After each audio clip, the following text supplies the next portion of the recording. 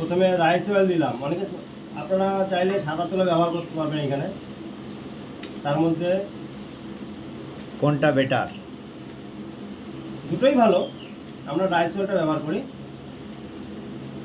এবার আপনাদের যেটা ভালো লাগবে সেটা আপনারা ব্যবহার করতে পারেন। রাইস অয়েল, সাদা তেল দুটোই ব্যবহার করতে হবে। এখানে সরষের তেল ব্যবহার করা হয় না। আর আমরা এখানে দিলাম, কোনটায় গুণগত মান সব থেকে বেটার হবে? আমার তো মনে হয় রাইস অয়েলটা বেশি ভালো হবে। তো আমরা এখানে দিলাম গাজর আর বিনস, আমরা ভাজা করছি এখন। এর মধ্যে হালকা অল্প একটু নুন দিয়েছি, এক ফোঁটা হলুদ দিয়েছি। হলুদ লাগে না, এক ফোঁটা দিলাম আমি।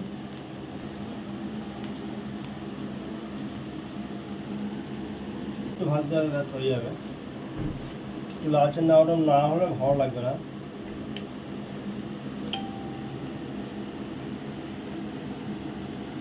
সহজ পদ্ধতিতে ফ্রাইড রাইস রান্না করার সিস্টেম।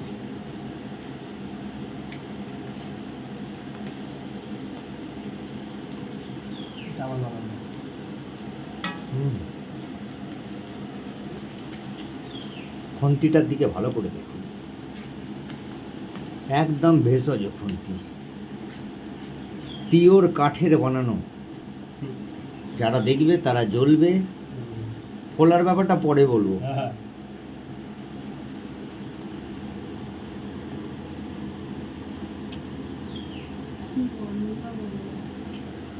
আমাদের এটা প্রায় ভাজা হয়ে গেছে।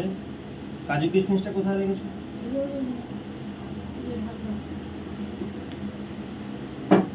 রেডি বা ভাতটা না, বুঝছো? লেট করলাম না কিন্তু, আমার হয়ে গেছে কিন্তু, আমার হয়ে গেছে কিন্তু এদিকে। এরপরে কাজু কিশমিশ দেওয়া হলো। এখন আমরা যে রাইসটাকে সেদ্ধ করেছিলাম, রাইসটা আমরা আস্তে আস্তে করে অল্প অল্প করে দেবো এবং নাড়াবো, যাতে না লেগে যায়। তবে রাইসটাকে আস্তে আস্তে করে দিতে হবে এবং নাড়া দিতে হবে অল্প অল্প করে।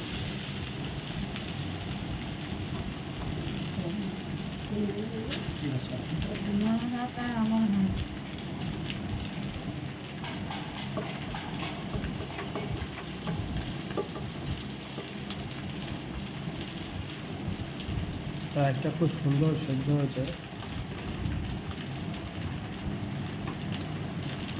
এবার রাইসটা আমরা দিচ্ছি, দিয়ে এবার অল্প করে নাড়া দেবো, না লেগে যায়। অল্প করে দিলে কী হবে, খুব সুন্দরভাবে মিশ্রণ হয়ে যাবে সব কিছুর সঙ্গে।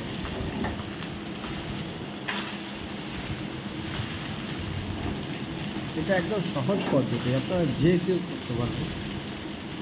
অনেক বেশি পরিমাণ বানানো হয়। আর এটা আপনার শরীরের কোনো সমস্যার ব্যাপার হবে না, কারণ এটা একদম ঘরোয়া পদ্ধতিতে করা। বেশি হয় সরিয়ে না হয়, বোঝো না? বেশি হলে না, ঠিক আছে।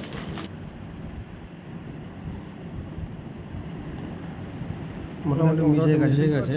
এবার আমরা চিনি দিয়ে দিলাম, পরিমাণ মতো চিনি দিলাম।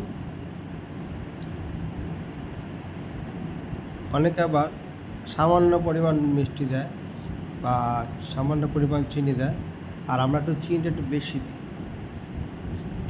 আমাদের যেন চিনিটা একটু বেশি দিলে মনে হয় একটু ভালো লাগে, কারণ আপনারা যদি শুধু ফ্রাইড রাইস খেতে চান তাহলে আপনারা শুধু ফ্রাইড রাইসে খেতে পারবেন, কারণ একটু চিনিটা দিলে কী হবে, টেস্টটা অন্যরকম। আচ্ছা, এরপরে আমরা দিচ্ছি এখন ঘি।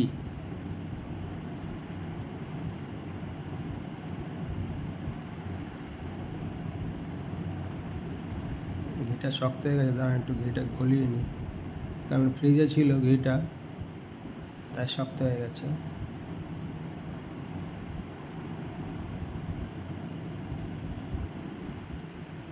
গরমের মধ্যে ফ্রিজে ঘি না রাখলে আপনার ঘি তো গলে যাবেই, এক নম্বর। তারপরে আপনার পিঁপড়া ধরবে, যার জন্য আমরা ঘিটাকে ফ্রিজের মধ্যে ঢুকিয়েছিলাম এবং ঘিটা শক্ত হয়ে গেছে। ঘিটাকে একটু তাপ দিয়ে গলিয়ে নিই। ঘিটা মোটামুটি গলে গেছে। এবার আমরা এটাকে আবার নাড়া দেবো।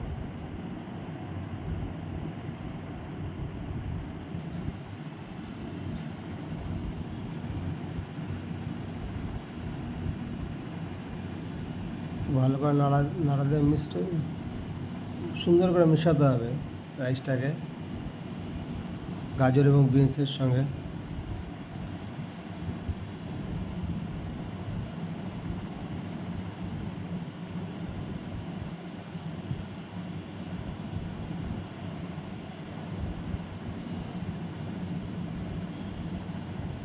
এবার আমরা আরও রাইস দিচ্ছি,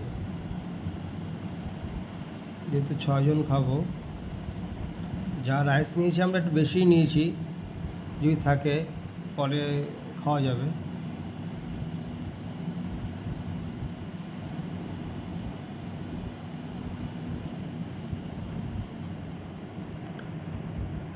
আপনারা অনেক সময় খেয়াল করে থাকবেন যে গাজরের মধ্যে অনেক সময় রং দেওয়া হয়,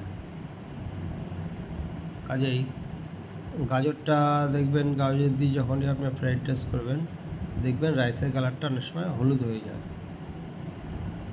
আমরা এটাকে ভালো করে সুন্দর করে নাড়া দেবো, যত নাড়া দেবো তত রাইসটা সবার সঙ্গে মিশে যাবে এবং বসে যাবে ভালো।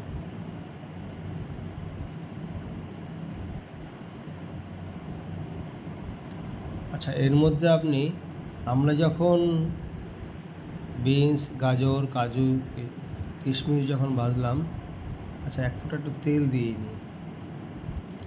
ভাজা তেলে আমরা রেখে দিয়েছিলাম, একটু তেল দিয়ে দিলাম।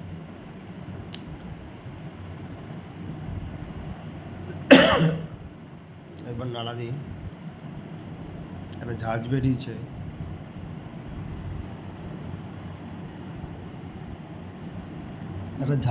এর জন্য কাশি উঠছে। আবার সুন্দর করে নাড়া দিতে হবে। দেখুন আবার সব মিশে গেছে, মোটামুটি সবাই মিশে গেছে।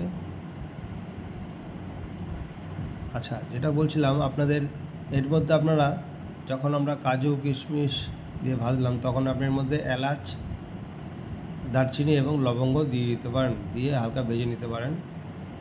তেজপাতা দিয়ে আমরা এটা কিছুই দিইনি, একদম প্লেনভাবে করেছি। দেখবেন এত সুন্দর, দারুণ টেস্ট।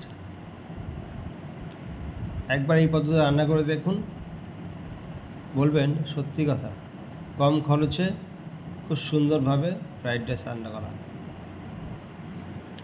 আমাদের ফ্রাইড রাইস কমপ্লিট।